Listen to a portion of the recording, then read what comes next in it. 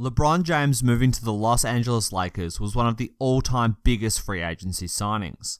The Lakers have a history of stars from Wilt Chamberlain to Jerry West, Magic Johnson to Kareem Abdul-Jabbar, and of course, Shaquille O'Neal and Kobe the Mamba Bryant. But since Kobe's retirement, the Lakers haven't had a star, instead relying on the excitement of the youth of D'Angelo Russell, Brandon Ingram, and of course, Lonzo Ball. But it was only a matter of time before a huge star was lured by the bright lights of LA and came to sunny California to ply their trade and tap into the huge entertainment market. Many speculated it would be Paul George who would eventually fill Kobe Bryant's shoes, but it ended up being one of the greatest players of all time, LeBron James, who would pull on the purple and gold and fill the Mamba's shoes. In addition to this, the Lakers made a series of other moves this summer, signing Rajon Rondo, Lance Stevenson, JaVale McGee, and Michael Beasley to one-year deals. Many have lamented these signings and dubbed them the meme team. In my opinion, this couldn't be further from the truth. The Lakers aren't in a rush and are playing the long game when it comes to winning a championship with LeBron at the helm. This video will cover the LeBron decision, the youth of Los Angeles, why I think the meme team signings were good for the Lakers, and the future of one of the NBA's most storied franchises. And let's start with the biggest story of all, LeBron James in LA. The move made a lot of sense from all factors that an NBA free agent takes into consideration: money, basketball talent, lifestyle, and the ability to further develop their brand. LeBron James is 33 years old and the father of 3 kids. It makes perfect sense that he begin to settle down in whatever location he deemed best for his family to live in. And it always appeared to be LA. He had a family home there for a long time and had enrolled his son in a Los Angeles high school. It simply made sense for him to live in LA full time and play basketball there.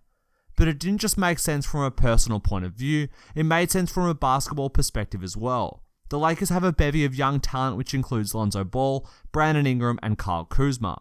These 3 young players all have the potential to develop into fantastic NBA players alongside some of their other talent in Josh Hart, Mo Wagner, Zubac, and KCP. Last season, Kyle Kuzma shocked the NBA in how ready he was, especially for a 27th pick. On the offensive end, he has shown that he has all the tools. He is lightning quick and has a good handle for a player of his size.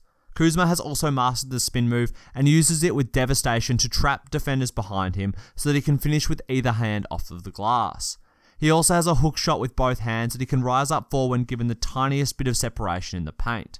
But by far and away, Kyle's best skill is his shooting. Kuzma has an absolutely beautiful shooting stroke and has shown the ability to nail jumpers from almost anywhere on the court.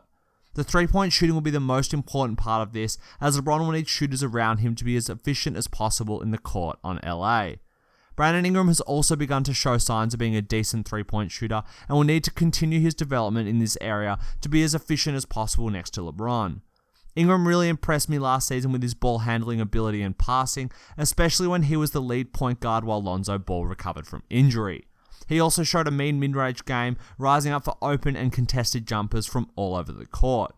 These are fantastic signs for his long-term development of his spot-up 3-point shooting, and I hope to see major improvement from him this season in that area. But even if he doesn't, Ingram will be a fantastic secondary playmaker next to LeBron, who can take advantage of LeBron's gravity on the court. In Cleveland, LeBron would pass the ball out to J.R. Smith, George Hill, Rodney Hood, and Kyle Korver. And while each of these players had specific skills they used to take advantage of LeBron's spacing, they weren't the greatest playmakers. Ingram will be able to shoot the ball if he is wide open, but he'll also be able to aggressively drive and attack closeouts into an unorganized defense. His extremely long steps are fantastic for getting past players and to the rim quickly, where he can finish with dunks, soft floaters, or layups. He is also an excellent passer who will whip it out to the 3-point line or drop it off to a cutter for a dunk. I see Ingram and Kuzma being fantastic wing partners next to LeBron, and they should develop fantastic chemistry over the course of a season. Then, there is Lonzo Ball, the young Laker who has probably received the most criticism so far in his career.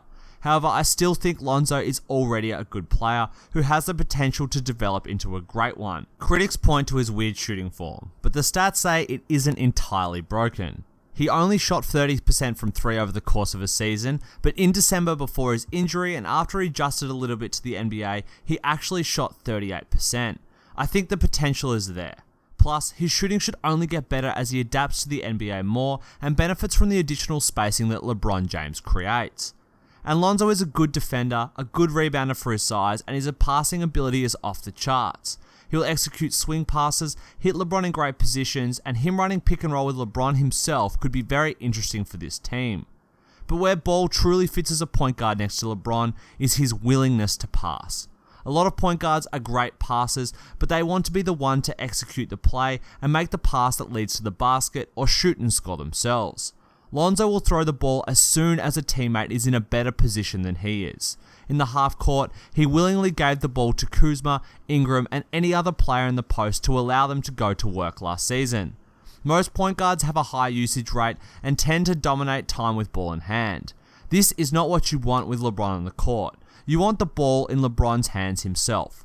Ball will get LeBron the ball at the elbow, in the post, on the wing, and wherever LeBron wants it in the half court. But where Lonzo Ball's passing will really shine is in transition. Lonzo is one of the best passers in transition in the league. And I don't mean that in terms of the flash passes or the long-range lobs that he pulls off. It is Lonzo's simple willingness to pass the ball ahead of the pack and get it to the player furthest up the court on the wing that is huge.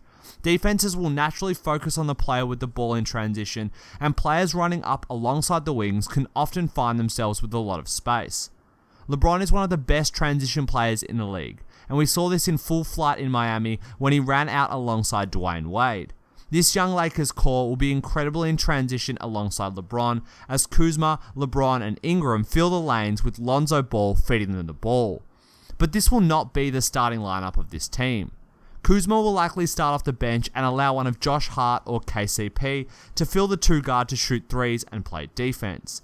Then, I think McGee will probably start at the center and play around 16 minutes a game, while Wagner and Zubac compete for the backup center minutes. And this is probably the Lakers' biggest weakness on their roster. They lack great big man minutes. JaVale will be good, but his minutes are limited by his asthma, and the two young Europeans need time to develop into consistent players. Luckily for the Lakers, the league continues to get smaller and smaller, and they'll be able to run some lineups with LeBron at the 5 for brief minutes.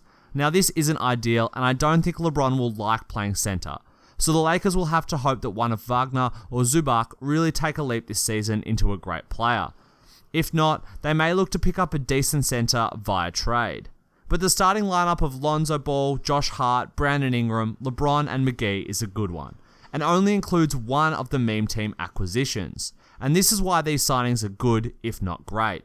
Rajon Rondo, Lance Stevenson, KCP or Josh Hart, and Michael Beasley will likely come off of the bench with Kyle Kuzma, Wagner, and Zubac. This is a really deep team that can go out and show multiple different styles of lineups. I'm really excited to see Rondo run this lineup, as there are enough shooters and screen setters to allow him to handle the rock and set the bench unit up. I expect to see Luke Walton put the bench lineup out there as a unit during parts of the season to see if they can gel as one. Because if they can gel as a unit, it would likely allow LeBron to get more rest than he has in the past. And getting LeBron rest over the course of this season is incredibly important due to the sheer amounts of minutes he has played over his career if Los Angeles want him to stay the player he is for the next 4 seasons. I hope to see LeBron playing around 32 minutes a game this season, as Walton uses the depth of his team and the large amounts of shot creation on their roster hold and build leads against bench units. Rondo, Stevenson, and Beasley are all the kinds of players with immense talent who happen to be a little inconsistent over the course of a season. I think Walton will try and ride the hot hand of whichever one of these players is on and let them run the bench unit. It'll be a very tough coaching job to manage the minutes of this team and figure out which players play best alongside LeBron and which players will thrive in a bench unit, as well as balancing the development of the young stars. But perhaps the best part of this team is that a lot of the contracts are one-year deals. Rondo, KCP, Beasley, Lance, and McGee are all on one-year contracts. This does 2 big things for the Lakers. Firstly, all of these players will be motivated to play as well as possible this season in order to secure good contracts for the year after. And secondly, it opens up cap space for the next offseason. Once all of these deals expire and the Lakers opt into their rookie contracts, they'll have around $28 million in cap space, and if they can trade Luol Deng, they'll get around $46 million in cap space for the 2019 free agency period. This puts them in the prime position to go out and target a big free agent, and while Kawhi Leonard will be the one attached to the Lakers in all the rumors this season, there is also Klay Thompson and Jimmy Butler, who will both be unrestricted free agents. All 3 of these players fill the Lakers' hole at the shooting guard position and would set them up to be contenders for the remainder of LeBron's playing days. but Kawhi is the best of the bunch, and many fans wondered why the Lakers didn't trade for him and allowed him to go to Toronto.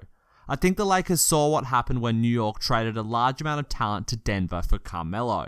You acquire the great talent, but lose the depth that you need to contend. The Lakers know how much Kawhi eventually wants to get there and can simply sign him in 1 year while keeping Lonzo Ball, Brandon Ingram, Kyle Kuzma, and all of their future draft picks. Now, it is definitely risky, but if they pull it off, they'll have put together one of the best rosters in the league. And I think it was worth the gamble, especially with the uncertainty around Kawhi's health and conditioning. If Kawhi doesn't return to his former glory, the Lakers will look like geniuses. But if he does, they will still have a fantastic shot at luring him in free agency the following year and contending. But this season, the Lakers will also be very handy and should contend for a top 4 spot in the West.